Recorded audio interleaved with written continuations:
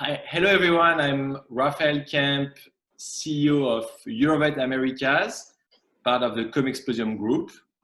We produce the Curve and Interfilia trade show in the US. You're all familiar with those shows. Thank you for joining our very important webinar series today. We hope you are all safe wherever you are. Before we get started, I just wanted to express my gratitude to you all for being faithful to this webinar series. We will be continuing with them until our Curve New York show in September, where I hope I will see all of you in person again. As I said, today's panel discussion is a very important one. We at Curve are outraged and saddened by the injustices faced by so many people of color in this country and abroad. And we see it as our responsibility to speak out against any and all inequality. At Curve, we often highlight the importance of inclusivity, and we want Curve to be a place where we can amplify Black voices. That is why I asked Cora Harrington to put together a panel of all Black female entrepreneurs.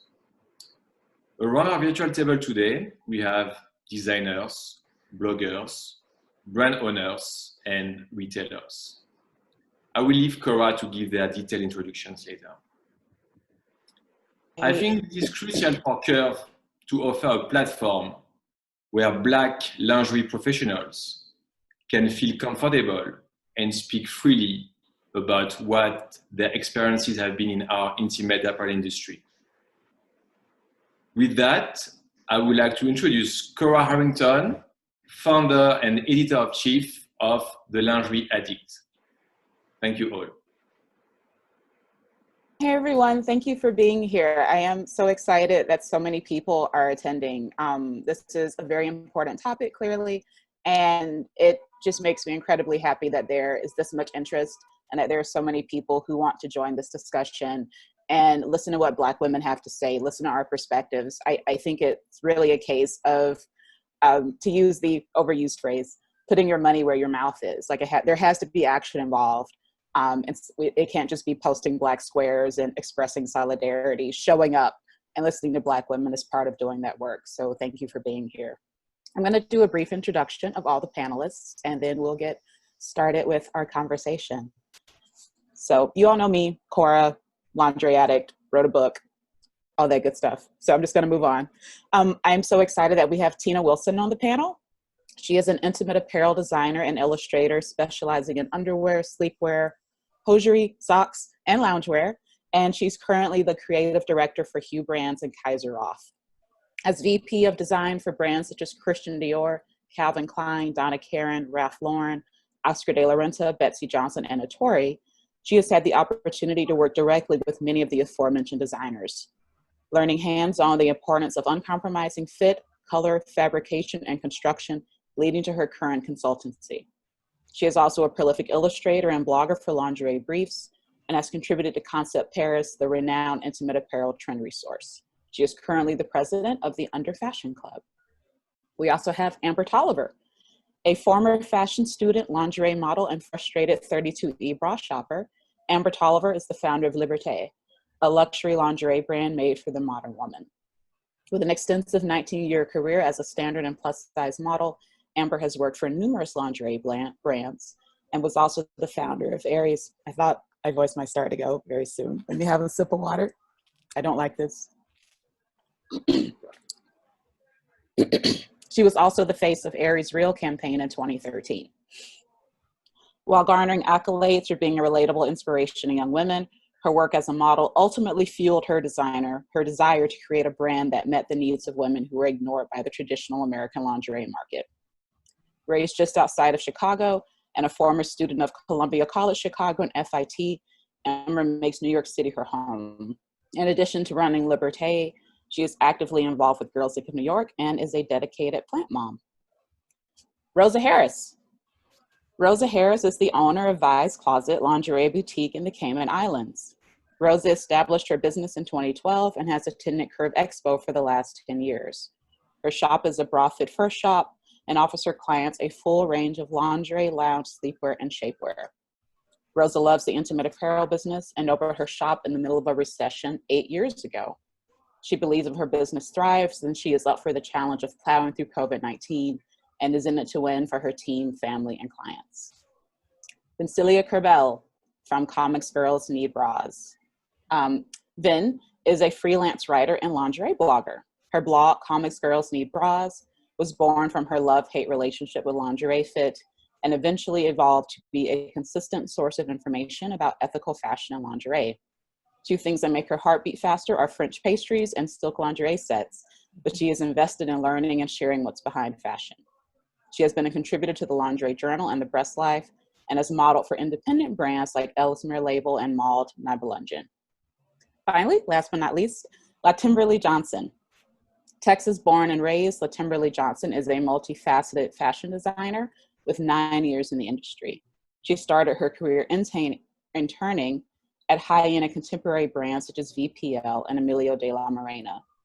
After transitioning into mass market apparel and seeing the waste and lack of ethics, she decided to create something of her own that meant something. Her and her bestie started Loulette Lingerie and Loulette Bride.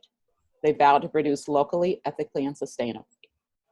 LaTimberly is the sole designer of Loulette Lingerie and prides herself on making versatile lingerie and lounge pieces that go from wedding day to honeymoon to any day after.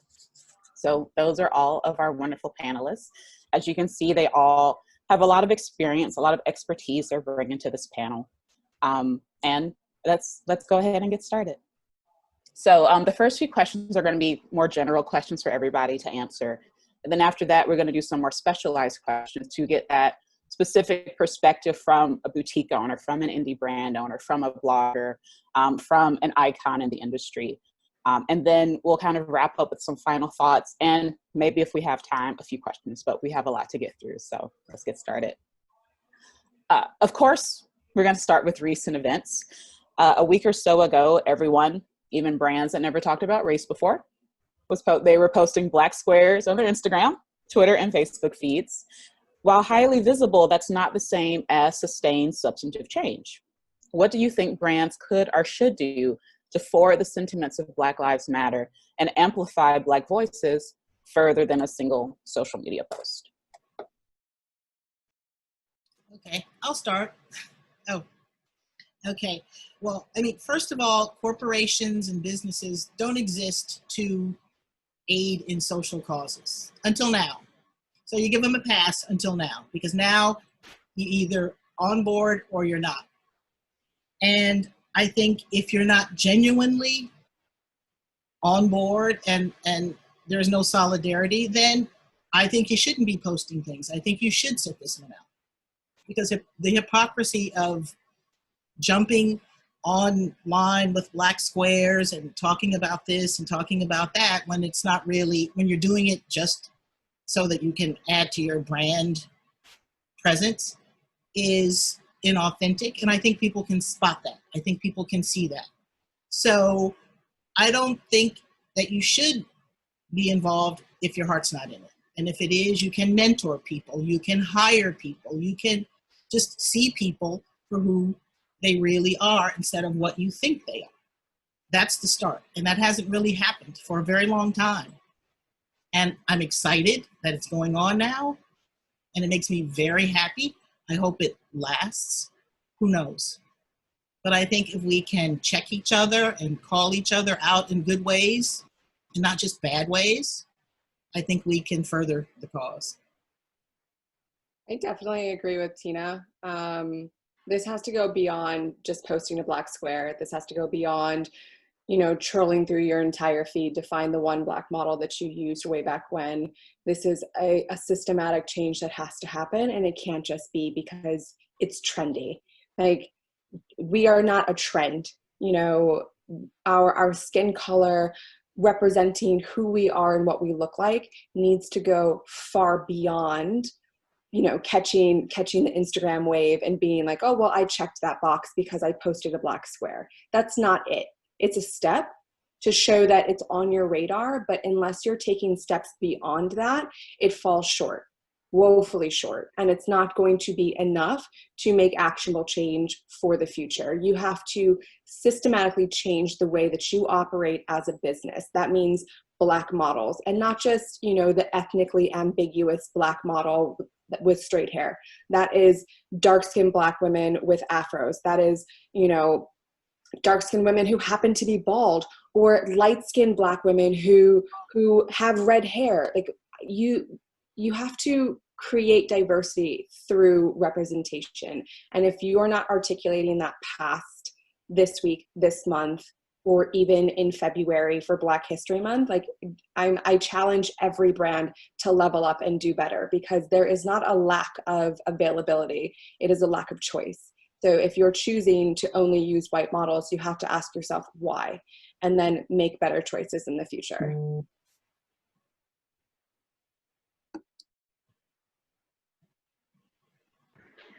Hi, Cora. I think that there's a level of sincerity and authenticity that's needed from brands that do business with us. As a retailer, I want to feel welcome. I want to know that genuinely I don't have to prove myself as a retailer to a brand just because I'm Black. I think that I've had those interactions in the past, and it has been off-putting. It has steered my decision making with how I curate my products in my store away from brands that I don't necessarily feel comfortable with. And that's the energy that I get. So I think that the people that also represent brands have to be diverse because we're in a global business. I deal with brands from all over the world. And I think that being able to, just as Tina said, if you're not sure as to how to go about diversifying your team and doing business development with different ethnicities, then find persons who are great at it so that I can feel comfortable as a retailer approaching you and doing business with you. And I think that is one of the real pieces that are missing, that I feel comfortable picking up the phone and having a conversation. I feel comfortable sending an email and know that I'll be responded to, and not think, am I being placed on the bottom of the list because I'm Black?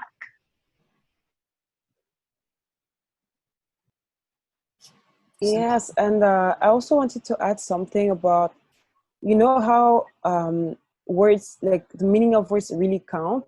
Like, for example, last week, I came across a few newsletters from brands that would advertise, for example, invisible lingerie.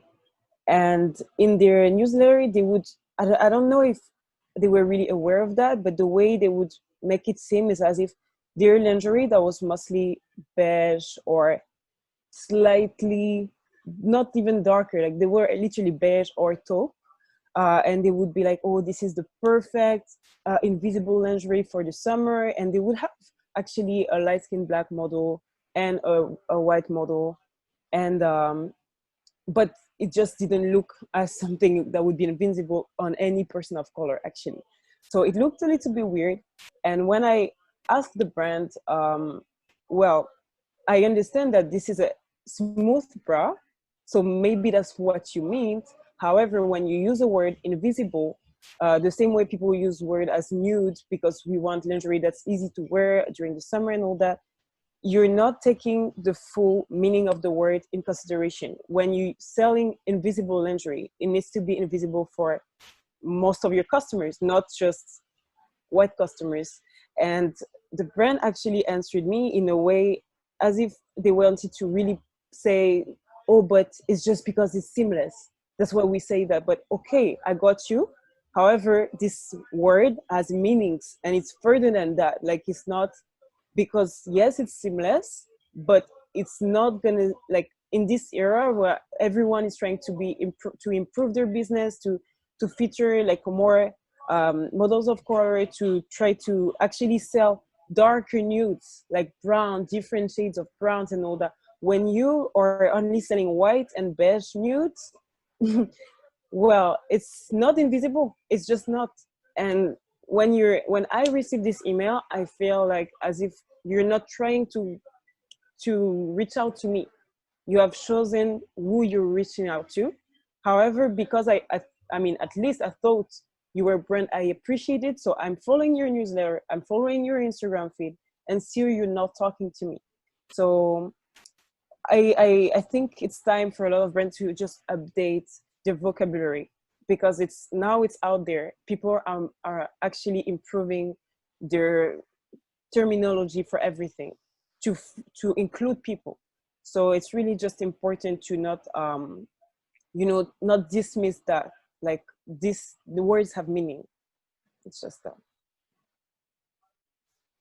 And for me, I feel like the toughest thing has been, not seeing people of color in the industry in higher positions, because, I've been in the industry for about 9 years now, and I started my brand about 4 years ago because I felt like I didn't see a way for me to get to that design director level or that VP level, because in all of the years, had never seen a person of color, in such a high position. And I felt the only way for me to get there was to start my own thing. And I think it's a shame that, there aren't more people of color in higher positions and able to learn and grow. It's like you feel like you're always like a step below everyone because you're never given that chance to expand and like build your professional mentalities. And I think that that's such an important thing for all these big brands, small brands, anyone, just getting people of color into different positions and starting that way. Because I feel like once you start working together and seeing that we're the same, you see that we have like so much talent and tenacity, and that's, being hindered. Thank you for all those answers. Moving up next, many brands and boutiques say they want to avoid politics, and they include racial equality and a denouncement of police brutality vis-a-vis Black Lives Matter under that umbrella. What are your thoughts on this point of view? Do you think this topic is solely one of politics? Is it possible for brands to avoid this discussion entirely? Should they? It's 2020. It's impossible to avoid this topic entirely. There is no hiding from, this subject matter because it's such a broad discussion. If you don't want to get into quote unquote politics, you don't need to discuss Black Lives Matter on your page. You don't need to discuss defunding and demilitarization of the police force in America. But what you do need to do is understand that America is a kaleidoscope of people, and you cannot ignore an entire population and pretend like they don't exist. They need to be made important within your space and within your business, because not only is it, within the times of saying, hey, we can no longer just represent one type of person, but it also makes financial sense. Like, we've discussed this. The Black community in America has over $1 trillion in spending power. If that's not a part of your business plan and your approach to market, then, you're missing a large part of it.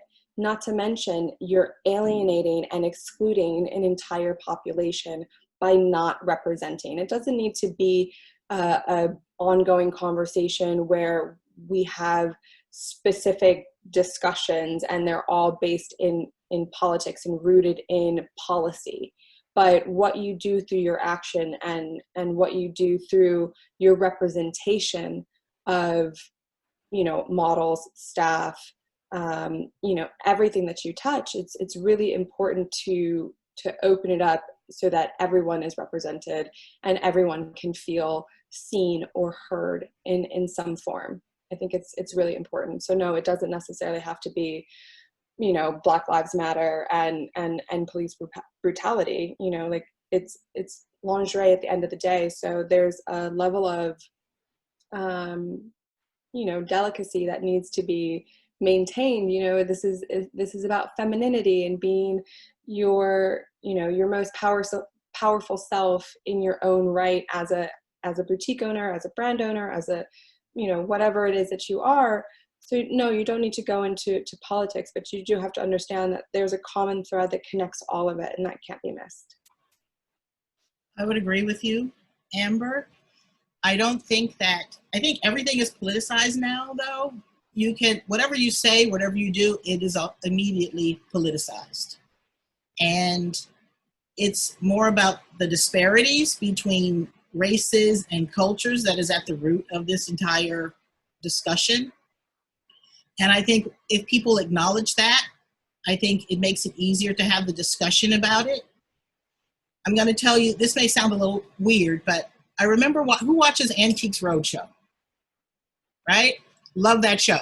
So I'm watching the show one day after watching it dozens of times, and then something hit me. There are never any Black people with their family heirlooms. If you're on that show and you've brought something in to be priced, it's because you found it in a garage sale, if you're Black, or you found it in a thrift store. You did not inherit that from someone in your family 100 years ago, even 50 years ago.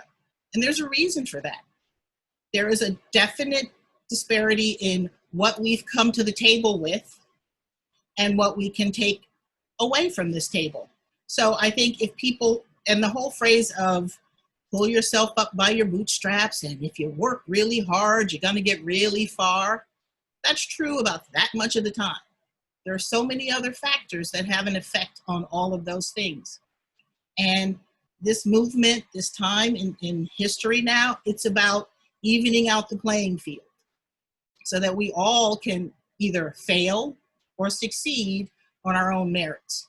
And that's not political, but it does get politicized. I also think that, yes, it's somewhat political, but it's also just a human, like, we're humans and we don't deserve to be shot and killed and all these terrible things. So I think to politicize it, I get that.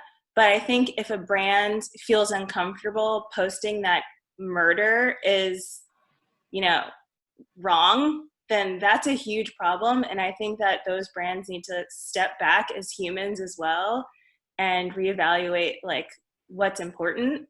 Yes. Because, you know, yes, there are definitely systematic, you know, terrible things that we have to go through and all of these gaps. But at the end of the day, like, this whole movement is due to murder, and that's always wrong. So I don't understand why you would have a problem voicing that on social media. Yeah, exactly. Like, I totally agree with you, LaTimberly, because for me, like, for example, I'm not from the United States. So there is some things I maybe don't understand properly because I miss some information about maybe your political system. However, it will always touch me to see someone that looks like me getting murdered because they look like me. So I think as human beings, like, it's just normal to share this and to discuss those things so that we can get better, that we can, you know, let's say, amplify the positivity and try to, you know, change the things that are wrong. So, I mean, as friends, I don't think it costs that much for you to say, I see that this is wrong and I don't support this. Like, I wish this was not happening. Like, this is just the normal human things to do, because with social media, everyone is not only a brand. We're humans, we're communicating our feelings. Is not just about an exchange, like we just, you know, give you our money and you give us things. Like, it's really an exchange between people. We're sharing. When we create, we're expressing ourselves. So why don't we express ourselves when it comes to important things that touch us? It's just, I don't think it needs to be seen as a political thing as much as it's a human problem. Like, it's something we need to fix as humans. Cora, just to weigh in again as the non-American British here from the Cayman Islands, but as a Black woman who has a Black husband who travels the world, to view what has happened in the last month and a half cuts every Black person, because you think of yourself as the sister, the brother, the mother, the father. And I think that, again, as all my fellow panelists have said, at the end of the day, we are all human. And what has spurred Black Lives Matter just comes down to the basic need of, can you stand up for what is wrong? And what happened was wrong. And I think that the conversation makes some people uncomfortable, and that's okay. But you have to educate yourself as to why it makes you uncomfortable and talk about it so that you overcome that. But we have to continue the conversation as to why we're here in this moment over something that was wrong. Yeah, absolutely. So let's make things, let's bring the focus in a little tighter to the lingerie industry specifically. What are some things you've noticed or experienced as a Black lingerie industry professional that you believe is different from industry professionals of other ethnicities? Do you feel your presence in the industry is welcome and taken seriously? Have you experienced any microaggressions? Can I go, please? Again, as a person who travels a lot, I can say that when I first started to go to Curve, I wanted to see everything and immerse myself in everything. But there's some things over the years that have become my pet peeves. When I'm in an appointment and someone blatantly disturbs my time and my rep does not manage the situation, I have an issue. Because that means my time is not respected, that I'm sitting trying to make decisions for my store, and someone feels that they have the right to interrupt. And I think that brands need to be aware of just the subtleties that we pick up on as Black owners, that would that have happened if it was someone else? You leave yourself with that lingering just unsettlement of what happened. Also, it then creates a byproduct. The byproduct is you come off a bit more firm, straight to the point, and can be classified as, I'm going to be careful with my client because now I'm over managing my time and my situation because of what I've experienced. So I think that there are attendees that don't care and will do what they feel that they can do because they feel privileged in some way. And my time is, the value of my time is not the same as theirs. And there's some reps that really need some training on how to handle that type of situation. And I think in life, they say it's the small things. It's the small things that unearth me sometimes. And I'll share that as one instance where I think, microaggressions, when someone says, oh, they're not going to mind if I disturb their appointment. Well, who are you to disturb my appointment? So that's just one microaggression that I'd like to share. As a designer, and I started a very long time ago. And if you could see my roots, you'd know how long ago I started. But I have not, I don't think, I'm going to be honest, I don't think I have experienced as much aggression as others have. And that's for a few reasons. When I started, I was lucky enough to meet and be hired by some very prominent people. And those people in turn validated me early. So people couldn't ignore me. People couldn't think that maybe I wasn't as good as some of my counterparts. So it set the tone for me that made it, I don't want to say easy, but it made it much easier for me to progress in this industry and get to the point where I am now. Because, people would say, well, if Donna Karen hired her, or Calvin Klein hired her, or, Josie or Carol hired her, she must be good. But I had to be better than everyone else. And in some ways, I kind of was, I will admit it. But it was because of them that I got to where I am now. If I had not had those early jobs and had those people put their trust in me, I would not be where I am now. I mean, when I'm a board member, I was a board member on the Underfashion Club, and then eventually I became president. And I remember once we were in a board meeting. I was not the president. I was just a board member of like 30. And I was sitting in a meeting, and like a light went off. And I said, and it was kind of a joke, and I said to everyone in the room, I said, I just figured out I'm the only Black person in this room. And you'd be surprised at the response. It was more like, yeah, you're right. There wasn't any pushback. There wasn't any negativity. It was kind of like, okay, let us address that. It's very different now. So sometimes you just have to speak about it and not expect people to push back all the time. I got no pushback. They're a great bunch of people. And the reason I was the only Black person in the room was because it was filled with some of the original members who started the club way back when there were no Black people in the industry. It was just as simple as that. So we've changed that, and I try to change that at work.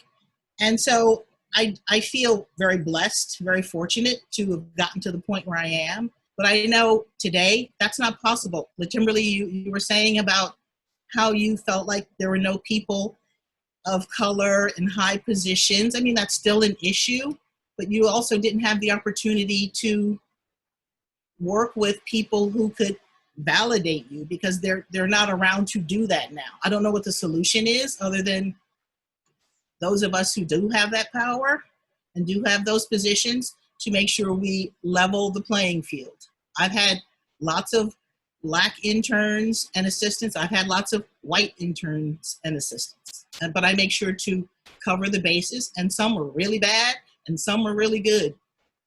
And that's ultimately, that's how you're judged, but you have to get to that place. Thanks.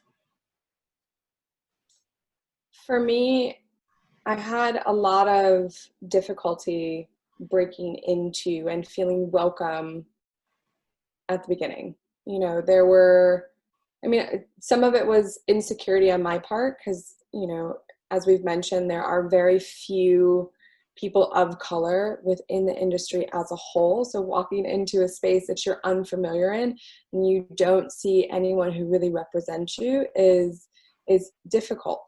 But once I launched Liberte and started taking appointments and we're meeting with people, I find that like the microaggressions and my pet peeves came with just my execution level, right? Like I had people starting off by saying, "Oh, you're the founder." And it's like, yes, I am the founder. I am the only human being standing here who's discussing this with you. I'm in the new founder section. Every other person in this row is the founder of their company. So at what point in time did you think that walking into this booth was going to be any different? You know, yes, I founded this company. Yes, I spent a significant amount of time working on my patterns with my tech designer and perfecting as much as I possibly could. I put blood, sweat, and tears into this. And yes, I am absolutely the founder of this company. And just that question gives me pause. Just that challenge of, oh, you own this? This is yours? And yes, but the fact that you are even forming your mouth into asking this question baffles me. And it's not only rude, it's unconscionable when this is not a question that has been asked to anyone else in this space. You know, so I find that really offensive, and I find it a hard pill to swallow. But unfortunately, being one of few, you know, Black female founded companies, LaTimberly, you can attest to this, I'm sure. You know, there are pills you have to swallow, and there's things that you have to put up with that we shouldn't have to put up with. But because this is our path of choice, this is what we've decided to do, those are things that, you know, you speak up and you basically say that it's not okay. But there are times where if you want your business to be operational, you to a point have to deal with and educate people along the way, which is exhausting to be like, hey, you know, you asked me this, it's offensive, this is the reason why. Like that takes away from the product that I've built, the brand that I've built. If we're getting caught on, yes, I'm actually the founder, we're not discussing the beautiful lingerie that I've, you know, worked so hard to create. And I hate to interrupt you, Amber, but I want to make sure we get to Timmy's remark no before we go to the individual questions. Absolutely. Okay. Yeah. So that's just like a microaggression. That's. Yeah, I completely agree with you, Amber. You know, there have been many times where I've been mistaken for just the model in the booth, you know, because, you know, I had a photo of a Black model and they're like, oh, that's you. And, you know, no, that's not me. We don't really look alike. But thanks, I guess. No, I'm the owner. And so, you know, that's always hard too, because like you said, it's like very disheartening, and it kind of every time kind of takes you out of that like excitement of, you know, pushing your brand. And there's this just little thing in the back of your head that you're just like, oh my God, that was so like embarrassing, or, you know, and it's just like something that other people would never even have to think about. You know, we're all at these markets to sell and like build our brands. And I don't want to have to be dealing with like small microaggressions that kind of make me feel like I might have to bite my tongue, especially if I want to keep growing. Like, you know, you don't want to have bad relationships because you made someone feel uncomfortable for like speaking up, which is always very hard to like find that balance. So I would definitely say that, you know, I've felt it a lot at markets, and I speak up when I can, but also, you know, I'm still a small brand, and it really sucks to, you know, have to deal with those situations when you're trying to grow and expand. Yeah, on my perspective, I mean, I'm a blogger, so I always felt as if I had to prove myself. Like whenever, like I go every year to Curve since the beginning. And the things I've noticed was that, especially at the beginning, now it's getting a bit better, I would say. However, still some things are still bothering me. Like when I started going to Curve, I remembered immediately the difference between the way brands would welcome me if I would be by myself, or if I would be like with a white blogger hanging out with me. And it's really something that it's an incredible difference. It's not like a subtle difference. It's things like me coming to them, asking them questions, being interested in their brands, and them not being willing to look at me, like to look at my face. Like they would look everywhere else. Maybe they would look at my friend, but they would not look at me. So I'm trying to be, and basically I'm getting interested in you. I'm trying to see your product, what you're putting out there, and you're ignoring me as if my voice doesn't count anyway. Like I don't actually exist. So the worries that say is that eventually, you know, with years, people start to know you, you feel okay, you feel more welcome. And then something like a brand that have been ignoring you for years finally reach out to you, wants to, you know, do something. And then you work with them. And once the product is out there, let's say pictures on Instagram, they tag another person that's not you. Like, what? So I'm making an effort. Like it took from me because I put my ego aside. You've been ignoring me. Now I think, okay, maybe you changed. Your pure person is a different person now. Maybe she's more open-minded. Maybe she's actually interested. And I work with you, and you don't even care enough to put the right person, like to credit the right person for the work. Like, and you know that this work has value because you're trying to reach out to my community. So how does it make sense? And then you're gonna be like, oh, but this is not a racist thing, it's just a mistake. But Like, how does this happen? You reached out, you have my full name, my personal information, my address. You reached out to me, and still you tag another person on my work. How is that normal? You know? So those things, I'm laughing at it now because it's so insane, but it does hurt in some ways, because at some point, like, what do I need to do? I think I've proved that I can put out there a lot of good work. I care for my work. It's never something I do lightly. So yeah. I remember that example because they tagged me. So I know the brand you're talking about. And even at Curve, people confuse us, which is very confusing to me because you are gorgeous. And I am envious of your gorgeosity, but we look nothing alike.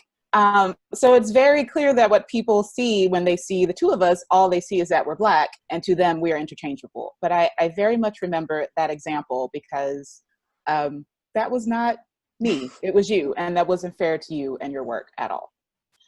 So we're going to start moving into specific questions for each panelist, and I'm going to ask you to keep your remarks limited to just one or two, so that there's enough time to get to everybody and to hear everybody's perspectives. So we'll start with Amber and Timmy. You both run design brands. You run a design brand. You're both indie designers. And you're both fairly new compared to a lot of these legacy brands, you know, the Notorious of the world. Can you share a couple of your experiences in this industry as small brand owners and designers and Black women?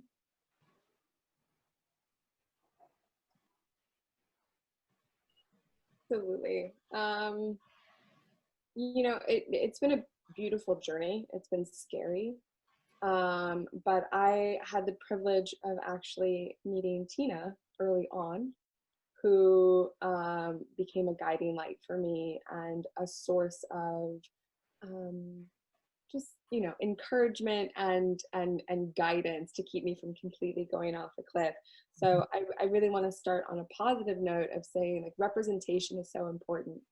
You know, I saw Tina speak at Curve years ago, like back in the tunnel before it was, you know, before it had, or actually it was into Filière when it was at the tunnel, and I saw her speak, and it made me realize, like, oh, there are other Black female professionals within this space. It is possible. I can do it.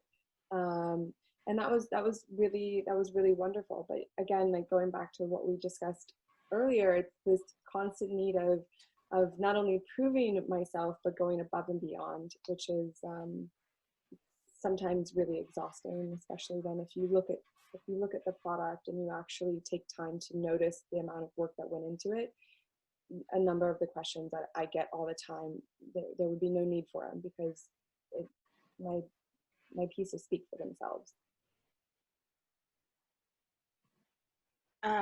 I think for me, again, like, like Amber said, it's been very tough, you know, when you don't see a lot of other people that look like you. I mean, I've been actually very excited the past year because I have started to meet, you know, other Black women in the industry, and it's very exciting and it gives me hope. And I'm like, all right, I'm not the only one.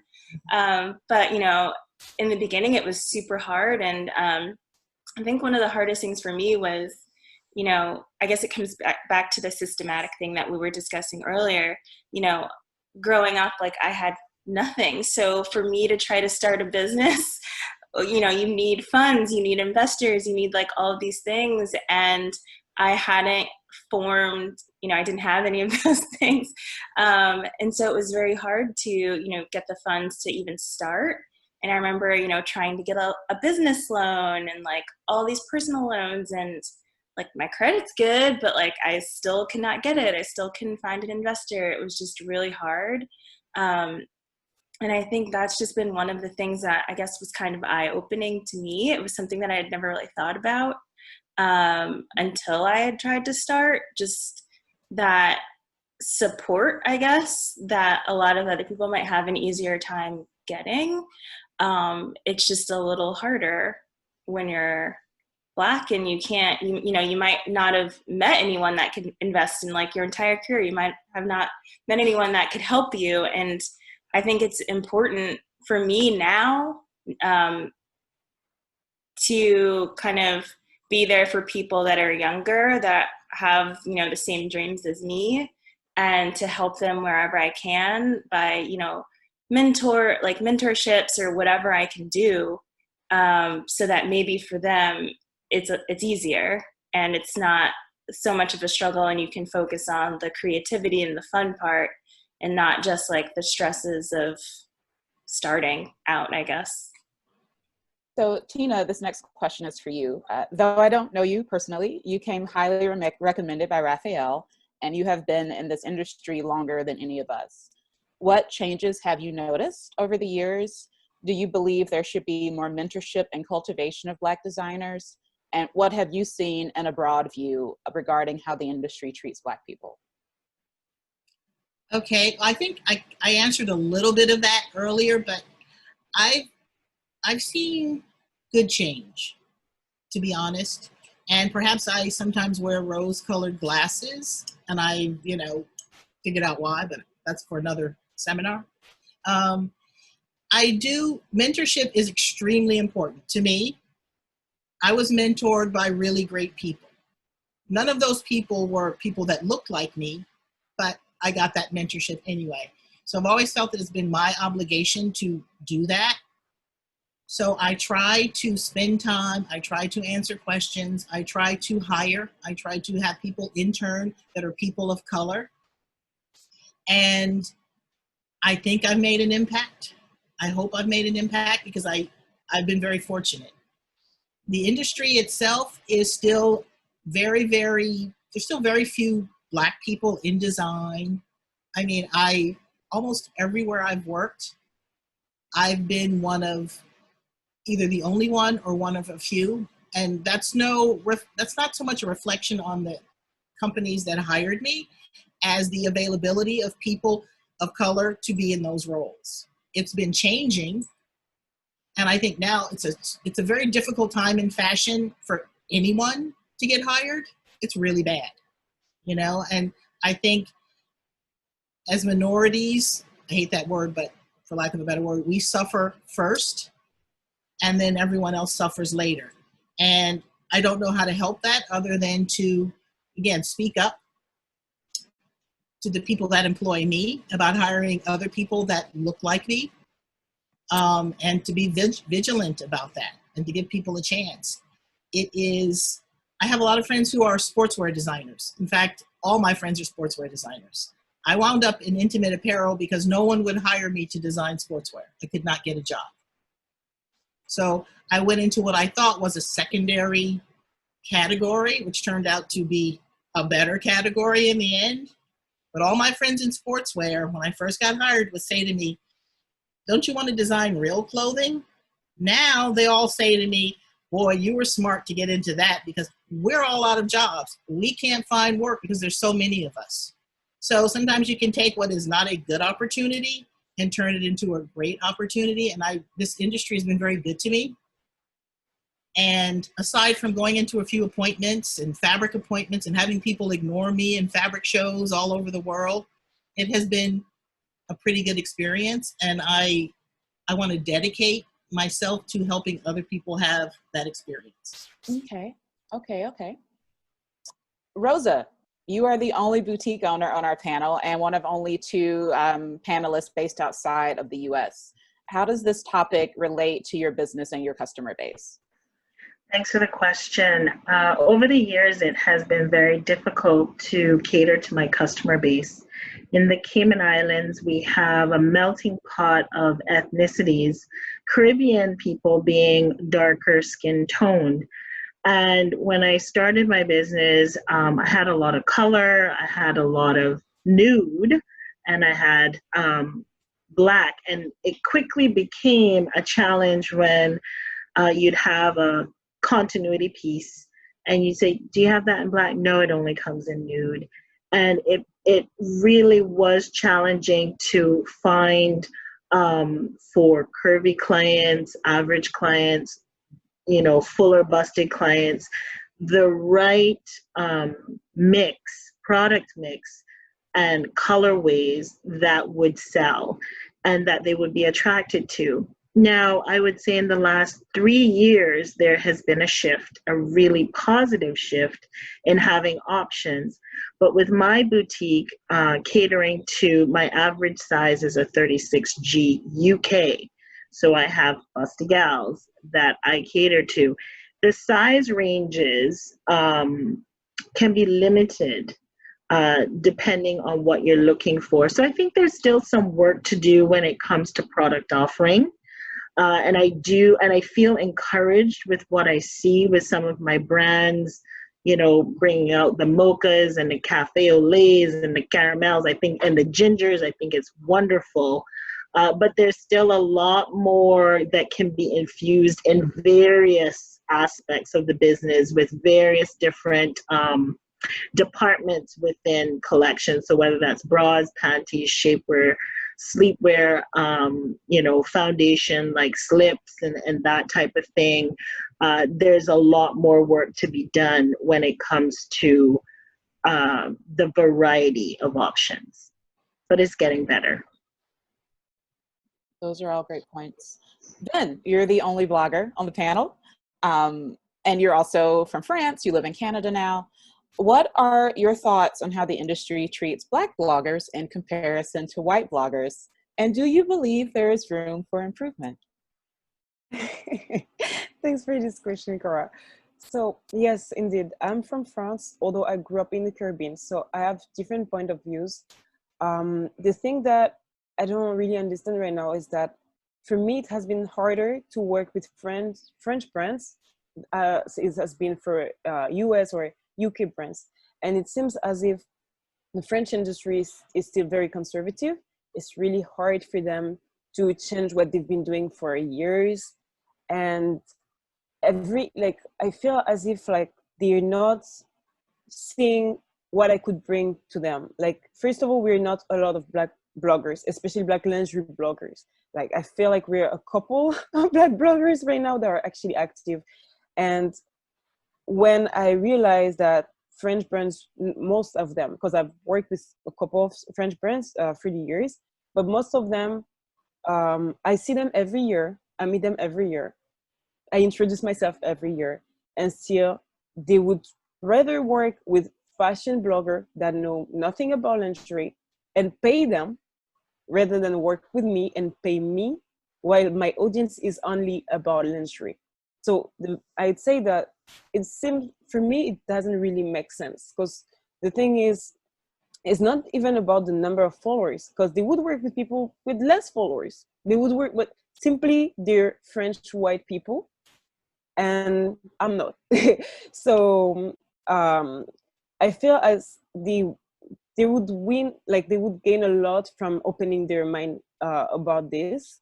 Also, as the blogger, and not only as a Black blogger, I feel like brands need to recognize the amount of work we put. Like when we put together photo shoots, when we have to find the location, the photographer, the makeup artist, when we have to model, then we put the pictures out there, we write about it. Like, we're literally doing so many different work for them, and usually for a very affordable price.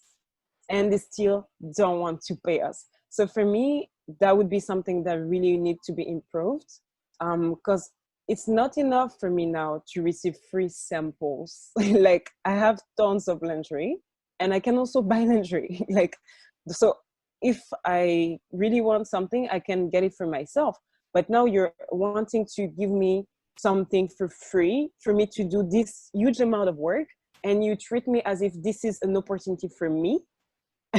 As if, like, you know, so I feel as this is, for me, this is a little bit offensive right now when I see as brand treats me as if they're them offering me something for free in exchange for this huge amount of work. This is not respecting my work. So this needs to be definitely improved.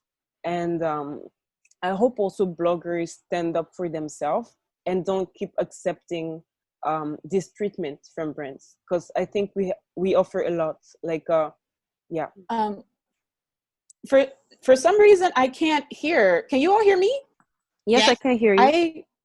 I didn't hear the last several minutes of what you said, Vin, and I have no idea Why? But we'll move along.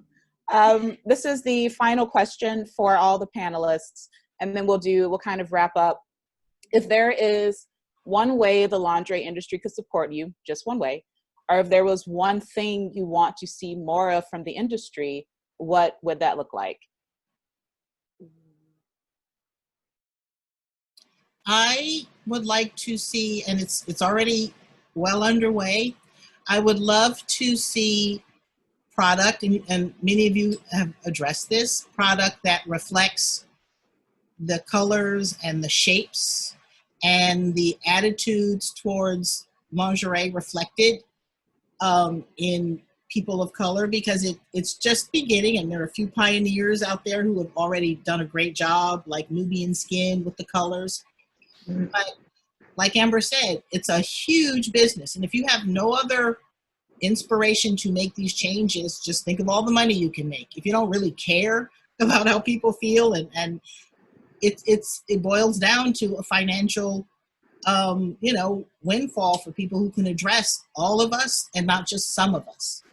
And I would love to see that. And then I would love to see people hire and give people a chance that they don't normally give a chance to, because they've decided by looking, I mean, it's even within Black people, there are light Black people and there are dark Black people. And I know for a fact that the lighter you are, people think of you as not as Black. They think of you as a little bit more worthy. And some people don't want to hear this, but this is how it is. And, it's like you walk into a room and people not only assess your race, but they assess the tone and the skin tone of your race. And that has an effect on how people are hired, how people are viewed, how people are respected, and how people are disrespected. And that is very, very frustrating. And on that note, I'll hand it over to someone else. I'll jump in and say I agree 100% with Tina in terms of the product range. I would love to see more brands expand in that way. As a small retailer, I can't have a photo shoot for every collection that I bring in to feature persons that look like my market mix, my audience. So it would be great if brands did diversify the type of models that they're using so that it can be reflective of our global community, because lingerie is global. Everybody in the world wears lingerie. So I think that if I was to share my 2 cents, it would be to help out a retailer like myself. It would be, I'd love to see more images of people of color wearing the product.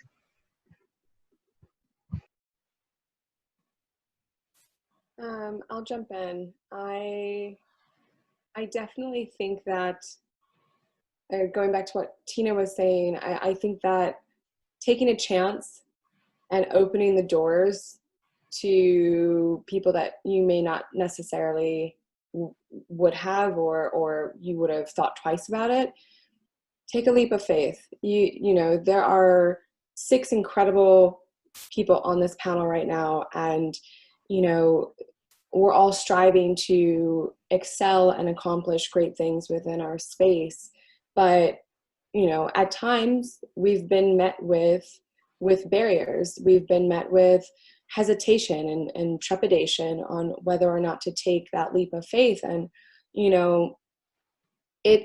it's wonderful to be, I guess, vetted by and approved by somebody who's established in the industry. But what makes more meaningful change is for people to break down the barriers, to see something that needs to be fixed or changed, and to take action themselves without needing to be prompted by someone else. I think it's really important. And, for the longest time, I couldn't open up a wholesale account because nobody wanted to take a chance on a new brand. And, in order for new brands to succeed, they need support. They need people to champion them. And I really think that, clearing the path and creating space for people outside of those who look like you is really important. Yeah, I completely agree with everything you just said. And, you know, taking a chance, I feel like a lot of times people feel like they're taking a chance by offering like a drop shipping relationship or a consignment relationship. And I'm like, you know, that's not really taking a chance. It's like, we want to sell, we have inventory to sell, and we want like a real opportunity, not just a half-assed, like, I don't know how to put it properly, but I think like a full chance, a partnership is what really needs to happen. Yes, exactly. That really resonates with me because that's how I feel. Like a partnership should be not one-sided. Like we just want to, what I give you, I also want something in return because we're partners. Like we both want something great to come out of this. So I don't want to feel as if I have to work, like I have to do all this amount of work and you're not recognizing my work because you don't want to pay me or you don't want to help me through this. If we're gonna work together, we work together. It's just that, like I wish brands would consider bloggers or anyone in the industry that they're working with actually as partners, so that we can all benefit from it, instead of always feeling a little bit frustrated because the work we're putting out there is not treated with respect, actually. I have no sound at all, and I have no idea what has happened. But we're going to keep going. Are there any final thoughts or last things the panelists might want to say? Just keeping it to one comment each before we kind of wrap up and conclude here. Is there anything you feel I didn't ask you, or one last point that you want to make to our audience? I'd just like to say one thing. Through all of everything that's going on and the protesting and the dialogue and the blacks, I don't want people to confuse the message of this is wrong, what happened, this needs to stop happening, and we need to have a voice and we need to be respected and recognized. Don't confuse that with we hate everyone else. That is not the point of all of this. And I get so frustrated when people say all lives matter and not all white people are bad. And that's not what anyone is trying to say. We're just saying we want to level the playing field, we want to be respected, and we have just as much to contribute. It is a very different conversation than what I hear sometimes out there. That's all I have to say. I just want to say thanks for the opportunity to participate on the panel. I think being in a world in lingerie with predominantly women, at least my colleagues are with other specialty stores, and now having met this wonderful panel, I know that someone took a chance on me to help us start our business and other aspects of my career. And the one thing that I asked my mentor, well, why did you do that? And she said, because I needed to bring you up in the elevator and sit you at the table where I needed some help with what I wanted to do. And if we all took that view that we're here to lift up, we're here to amplify, we're here to support each other, then we can get beyond race and we can just work on being our best selves in our industry. So thank you. Yes. Absolutely. I mean, I agree with that 100%. And, I think that as an industry, it's very, in a way, cliquey, right? Like, and it feels like sometimes ranks have been closed. And so I would like to see more mentorship. I would like to see more guidance. I, would love to challenge Curve to even create an initiative to guide entrepreneurs on their path to market. Like, it is a very difficult process. And if brand owners want to bring in more Black founders, then create a system in which there can be very synergistic, easy partnerships to cultivate and to grow. I really think that there can be a beautiful network, and I'm really excited to see what is to come. This has been such a wonderful panel. Thank you so much for having me on it. It's been a privilege, and I'm really excited to see what's to come. I mean, everyone said the exact same thing I was going to say, I guess.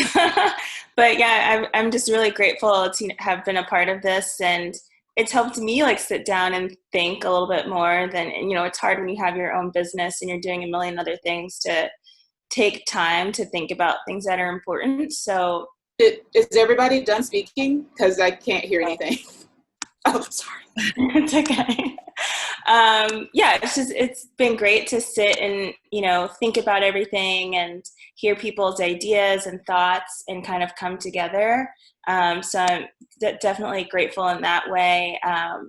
And I think for everyone, I think it'd be important to, even if it's just one person that you help mentor, you know, it doesn't have to be this big thing. It's just answering an email, an Instagram, like DM, like anything is like so helpful, and everyone needs to feel that like little, you know, push and like the little leg up in this industry that's so hard. So, yeah. Yes, on my end, I just want to say that I'm really grateful for this panel. I think we all had something interesting to say, and we don't always have these opportunities. So I'm glad people came and listened. Thank you so much for your questions and your comments. And well, if you want to reach out, at least if you want to reach out to me, I'd be happy to have a discussion with you for sure. Thank you. Yeah, me too. You as well.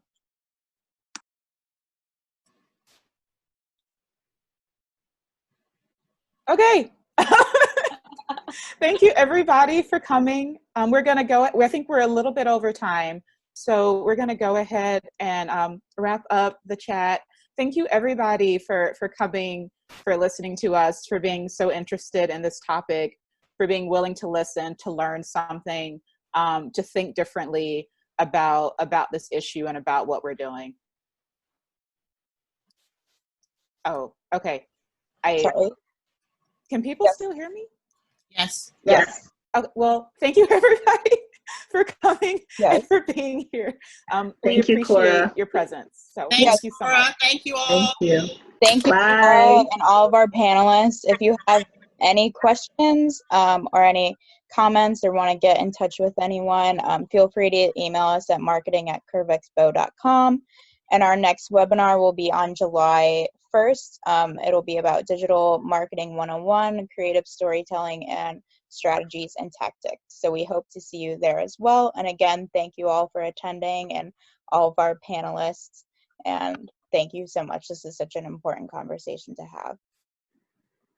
Thank you, everyone. Again. Bye-bye. Thank you. Thank you, Raphael. Thank you so much, Al.